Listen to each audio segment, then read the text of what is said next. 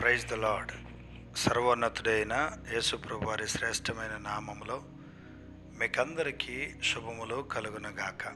ప్రియమైన సహోదరి సహోదరులారా, మీరందరూ కూడా బాగున్నారా? దేవుని మహాకృప మీకు మీ కుటుంబాలకు తోడై నిత్యము నడిపించాలని దేవుని సన్నిధిలో ప్రార్థన చేస్తున్నాము. పెనియల్ దర్శనం సబ్స్క్రైబర్స్ అందరికీ ఈ వీడియోస్ అన్ని చూస్తూ ఆశీర్వదించబడుతున్న వారికి ప్రభు నామంలో వందనాలు. ఈరోజు దేవుని వాక్యాన్ని మనం ఆలోచన చేద్దాం. 1 పేతురు పత్రిక 3వ అధ్యాయం 12వ వచనం.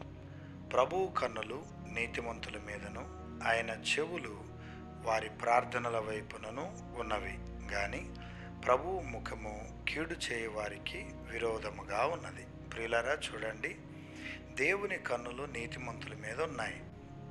ఎవరు నీతిమంతులు అంటే రోమపత్రిక 3వ అధ్యాయంలో తెలియచేస్తూ ఉన్నాడు. 10వ వచనం నుండి మనం చదివితే, నీతిమంతుడు లేడు, ఒక్కడును నీతిమంతుడు లేడు, అందరూ కూడా దారి తప్పి బొత్తిగా తొలగిపోయి ఉన్నారు. మరి నీతిమంతులుగా మారితేనే కదా దేవుడు వాళ్ళని చూసేది అని అంటే నిజమే. అనీతిమంతులు, పాపులు అందరూ కూడా నీతిమంతులుగా మార్చబడాలి. అందుకే కదా యేసుప్రభు వారు పరలోకం నుండి భూలోకానికి వచ్చారు. అనీతిమంతులను నీతిమంతులుగా చేయడానికి వచ్చారు. కాబట్టి నీతిమంతులుగా గనక మనం మార్చబడితే మనం ఎక్కడున్నప్పటికీ కూడా ప్రభువు కన్నులు మన మీదనే ఉంటాయి. చెరసాల్లో ఉన్నా, ఇబ్బందిలో ఉన్నా, కష్టములో ఉన్నా, నష్టములో ఉన్నా, ఆనందములో ఉన్నా, 1000 మందిలో ఉన్నా, ఒక్కరిలా ఉన్నా, ఒంటరిగా ఉన్నా, దిక్కుతోచిన పరిస్థితుల్లో ఉన్నా ప్రభువు కన్నులు మన మీద ఉంటాయి. మరి నీతిమంతులుగా మార్చబడే మార్గం ఏంటి అని అంటే, యేసుక్రీస్తు ప్రభువునందు విశ్వాసం ఉంచితే ఆయన ద్వారా మనం నీతిమంతులుగా మార్చబడతాం. విశ్వాసము నీతిమంతులుగా చేస్తుంది. కాబట్టి ప్రియులారా, ప్రతి ఒక్కరు కూడా ఆయన యందు విశ్వాసం ఉంచాలని మీకు మనవి చేస్తూ ఉన్నాను.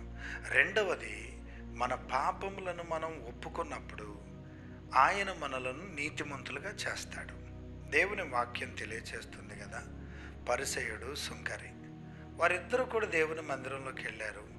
ఒకరు ప్రార్థన చేస్తూ, నేను దశంభాగాలు ఇస్తున్నాను, ఉపవాసాలు ఉంటున్నాను, వాళ్ళలాగా వీళ్ళలాగా నేను ఉండట్లేదు అని గొప్పలు చెప్పుకుంటూ దేవుని సన్నిధిలో ప్రార్థన చేస్తున్నాడు.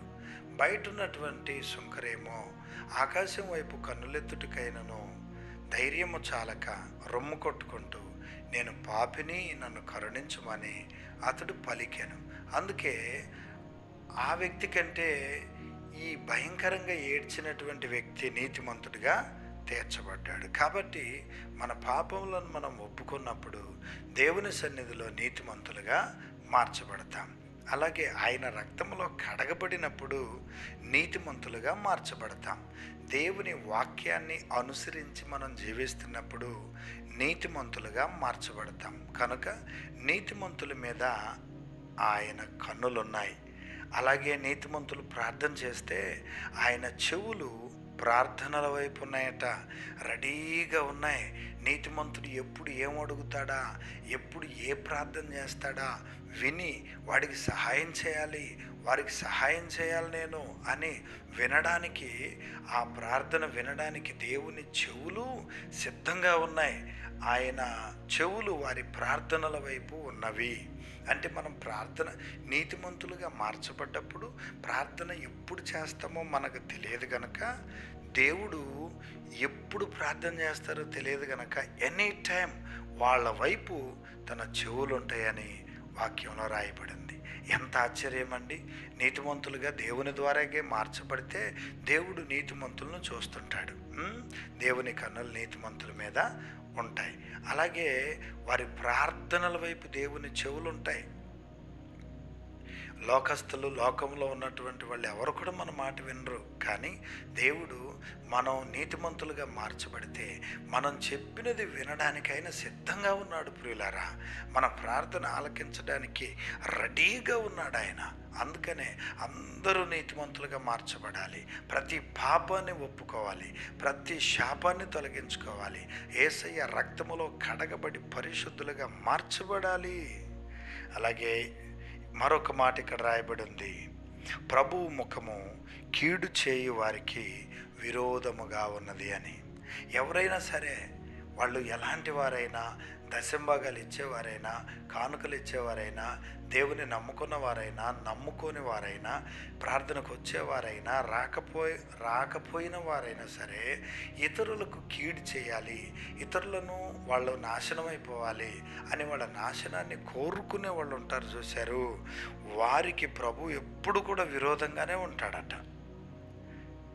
కాబట్టి ఈ రోజున నీతిమంతులుగా మార్చబడితే దేవుని కన్నులు మన మీద ఉంటాయి. ఆయన చెవులు మన ప్రార్థనల వైపు సిద్ధంగా ఉంటాయి, ఎప్పుడు ప్రార్థన చేసినా ఆలకించడానికి.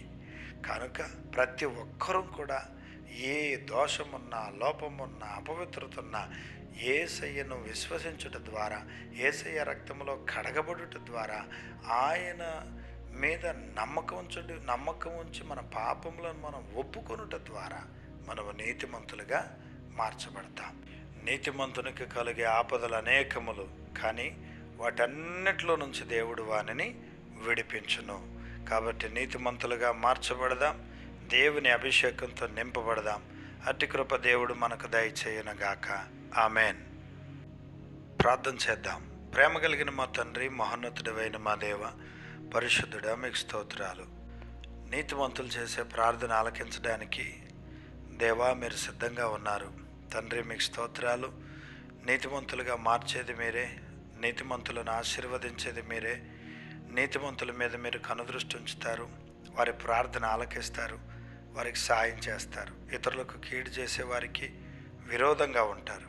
కాబట్టి ఈరోజునైనా నీతిమంతులుగా మార్చబడి ఏ లోపమున్నా సరి చేసుకొని విశ్వసిస్తూ మా తప్పులన్నీ కూడా ఒప్పుకొని విడిచిపెట్టి మీ రక్తములో కడగబడి నీతిమంతులుగా మార్చబడడానికి నీ కృప చూపించమని ప్రార్థిస్తున్నాం. ఈ మాటలు వింటున్న మా ప్రియ సహోదరి సహోదరులను దీవించండి ప్రభువా. ఈ రోజంతా కూడా ఆశీర్వాదకరంగా చేయండి, స్వస్థత ఇవ్వండి, విడుదల ఇవ్వండి, నెమ్మది ఇవ్వండి, మానసిక ఒత్తిడి నుంచి నాయన విడిపించండి ప్రభువా. దుష్టుడు ప్రణాళికలన్నీ కూడా వీరి జీవితంలో నుంచి తొలగించి ఆశీర్వదించమని ఈ రోజంతా కూడా నీ హస్తం తోడుగా ఉంచమని ప్రార్థన చేస్తూ యేసు శక్తిగల నామములో ప్రార్థించడుగుచున్నాము తండ్రి. Amen. Amen. God bless you అండి. దేవుడు మీకు తోడై నిత్యము నడిపించును గాక. ఆమెన్.